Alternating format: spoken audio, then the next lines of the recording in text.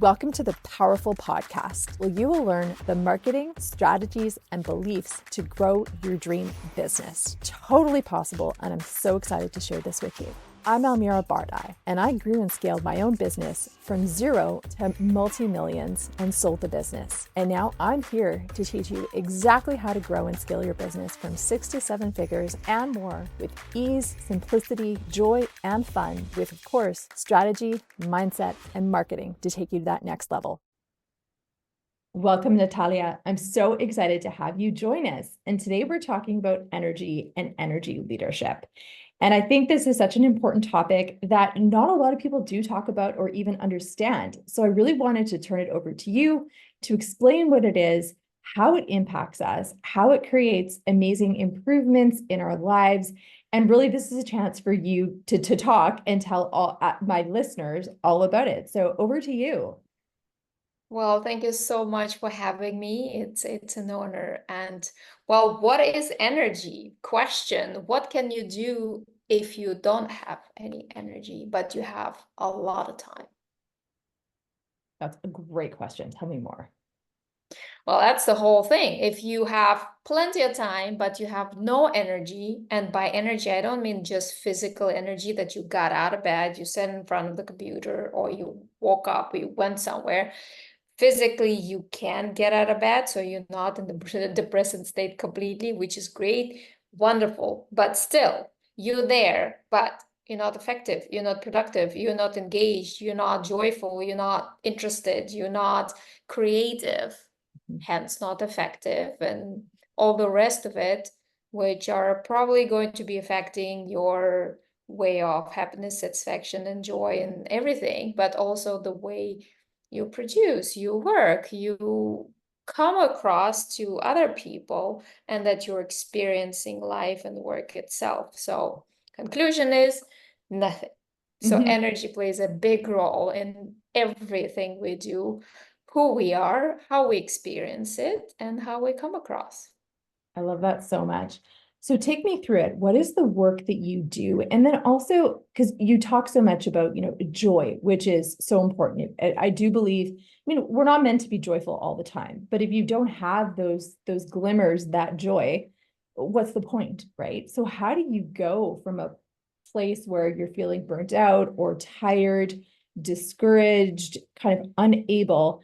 And what is it that you do, or the inner work that you do to be able to move into full energy and feeling like you have joy and energy for life again, and all of the amazing and the hard things that are there as well? I think we're also sold that life should be happy all the time. Well, it's not how life works.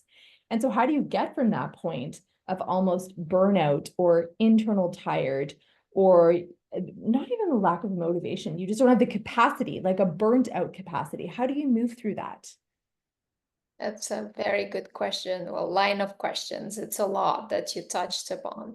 And I found myself once at that burnout stage, although I wasn't thinking it's a burnout because I loved what I did. And it was my passion, it was my own business, and I did all the right things, right? The picture perfect. You could tick all the boxes: great business, great family, great house, great car, great friends. I was throwing great parties. I was finding time to go to the gym. So you tick all the boxes, but the conclusion was I was completely losing it from the inside, and it started showing in the outside as well. And someone said, well, I think you should take a break. You are burned out. I'm like, no, I'm sorry, it doesn't work like that. It's for other people that work for other people that are not happy with what they do and all the other stuff. Well, conclusion was that a lot had to do with that misalignment of what your values are, if you're living according to your values, and it's not just those words we put on the wall and put on our company website. It's something that if one feels at some point frustrated and overwhelmed, or in conflict, or in stress, there's certain things we should be looking at, right? Whether it's burnout or lack of motivation or that sense of drain, is like, and values is one of those things. So I look at, and what I teach people is 6 influencers of our energy, motivation, or 6 stressors, if you wish. So the spiritual, and that has nothing to do with religion. That's exactly if you're living aligned with your values, your belief system, your purpose, that meaning in life is that, do you have that?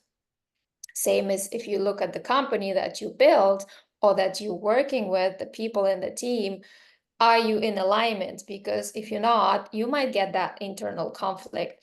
And how that comes out, well, you get frustrated, you get sad, you get, feeling like it's out of your control, it pisses you off, whatever, all these things, or you feel powerless, stuck.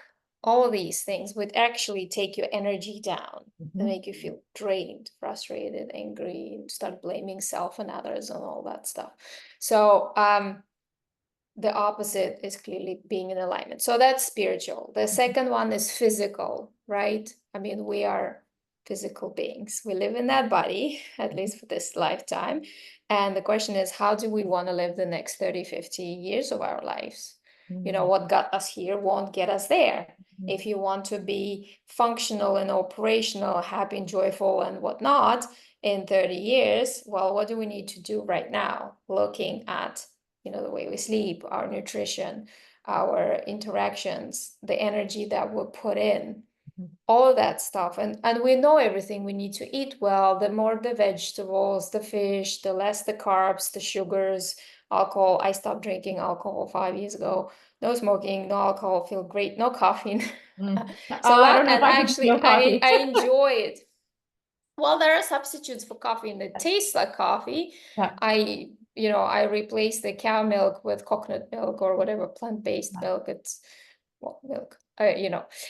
Great, tastes great, super healthy for the body. I feel physically better than 10 years ago. So, physical, sleep enough. If you're not injured, it's only normal that if we're not in our optimal physical condition, we're not in our best state or whatever, to enjoy life or to work to our potential, right?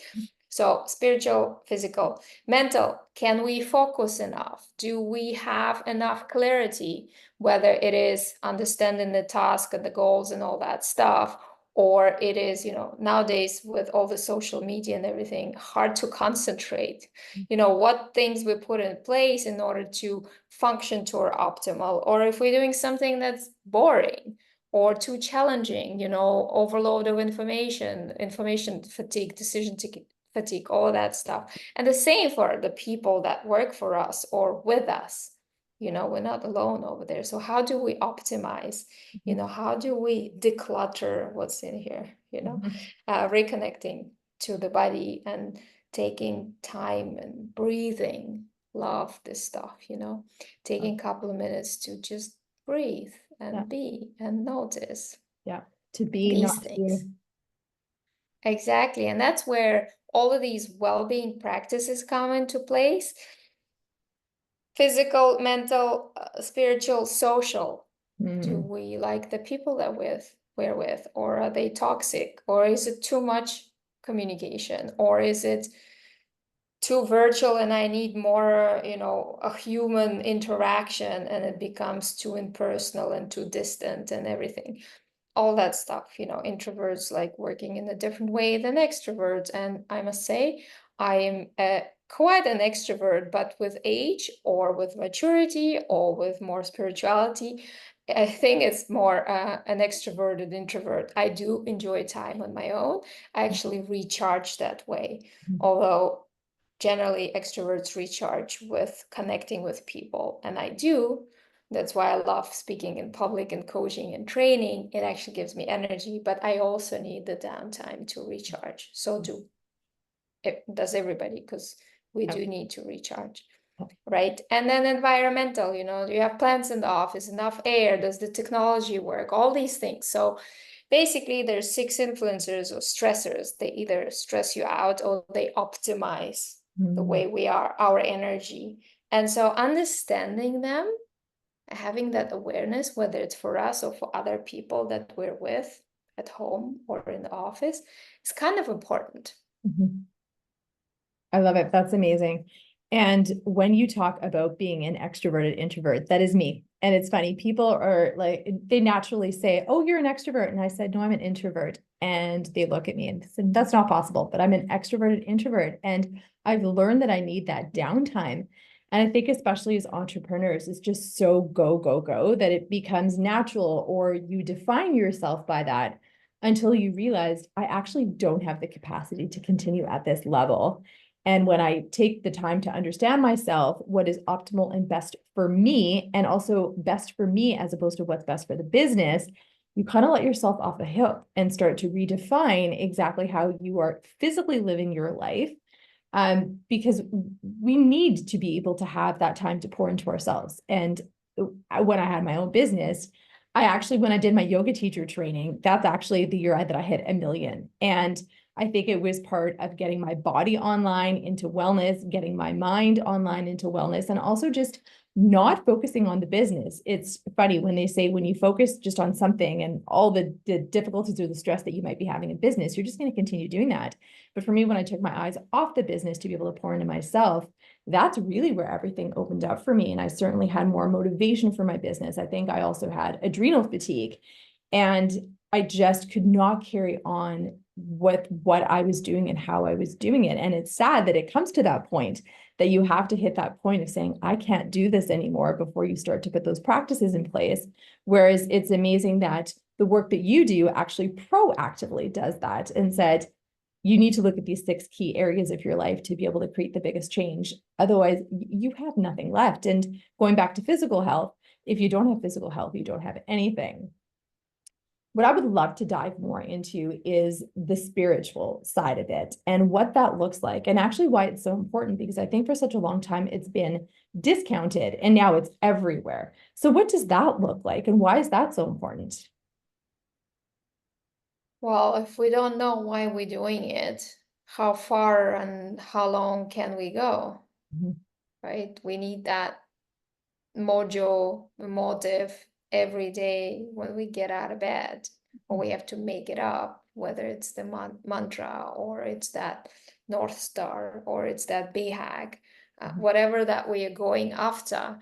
And it's not just putting a goal on the wall, but it's really understanding what are we ultimately after in terms of that feeling. What do we want to feel like when we achieve that, when we get there?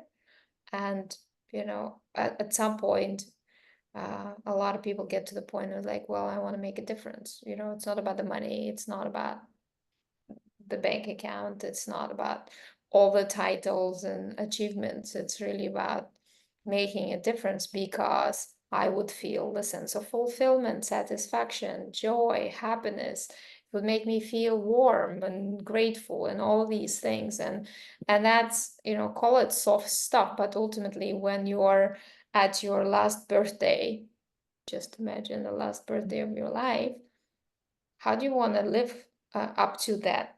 What do you want to serve how do you want to be surrounded in terms of environment, people, and which state you want to be at when we get there? And so nobody regrets working less when they're at their deathbed, right? But there are other things that they do regret not doing and not feeling and not be there for other people and all that stuff. So hence the spiritual thing, being more connected to who we are, that energy at the core. And that's what, well, becoming a yoga trainer as well, and going more into the Reiki practices and into Qigong, which works with our energy and our body, and the wellness stuff. It's all about really reconnection, because we can't solve the problems from where they come from, which is mainly here, and that is not necessarily truthful and right all the time, but body never lies, right? So a lot of these burnouts and frustrations come from living in misalignment and living up to someone else's expectations, because, well, this is what society says we need to do. This is what my neighbor did. This is what the entrepreneur next door did and is expected of me. Otherwise, I'm not successful. I'm not good enough. And then all that stuff happens. Maybe not. Love that. As the last question, I'd love to dive into the body, and the body never lies. And yes, there's stuff that happens in your mind. And there's, I think for me, when I first started to go into the exploration of the body, it's actually very scary because, again, society teaches us to use our mind and we should be thinking and going after these goals. How do you kind of get over yourself to listen to your body and to seek and root and listen to and follow the wisdom of your body and stop listening to the mind? Again, for me personally, it was a scary experience. And I know that for a lot of women that I work with, it's just like, it's weird, frankly. So how do you get over that? And how do you get into it? Well, in my case, back in the days when I thought I live a picture perfect, but didn't feel so right. I felt drained and exhausted, and I did all the right things. I think the whole idea that I had no intuition. I literally started reading all the books about intuition. I was talking to other entrepreneurs about it. We have this entrepreneurs organization, EO, where we get together and we can share intimate, important things, which was good. So I felt like I'm not alone. However, I didn't find my answers in the books because you can't find answers in the books, and you can't find them elsewhere because at the end of the day, they are within. And the reason, and that's when I shifted the whole thing and went into the whole coaching education and got professional certifications and all that stuff to figure it out for myself first, because you want to master what you preach, right? And the reality was that this thing, the rationalization, it's in misalignment. So we so used to listen to our brains that we like, well, this sounds, that makes sense because this is how I was taught. This is that picture perfect. And so, and the heart, it always knows, but you stop listening to it thinking, well, you have no intuition. No, you do. You just don't listen to it. And so hence the practices that we learn in the whole yogic philosophy and everything, to really pause, starting with one breath, taking the second one, taking the time with yourself. And well, lots of people talk about meditation and all of that. Wonderful, but not everybody can allow themselves to meditate an hour a day or 20 minutes or whatever, and they simply say, I have no time, which is understandable. And that's where we go back. Well, if you create the energy, the right energy, and it can only take 1 minute, 2 minutes, 5 minutes, it multiplies the productive time.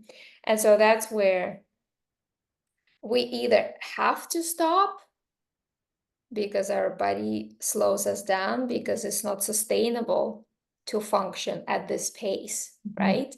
It's not sustainable to keep pushing ourselves and work on adrenaline and cortisol. It's simply not healthy. What happens is it starts affecting our body cells and our health. And it's not only about the burnout, but it's really, people get diseases because they don't have the time for self-care. We can't make a phone call with 1% battery, can we? We need to recharge. Same with us. Can't pour from an empty cup. There's nothing there.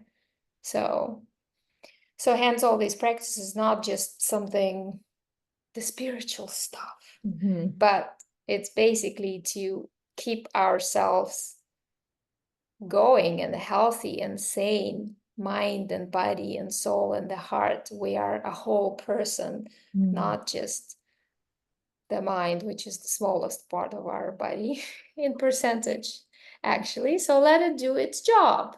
Yeah. Oh my gosh, I love that. And actually, sorry, I know I'd said last question, but I do have one final question I wanted to ask as we wrap up.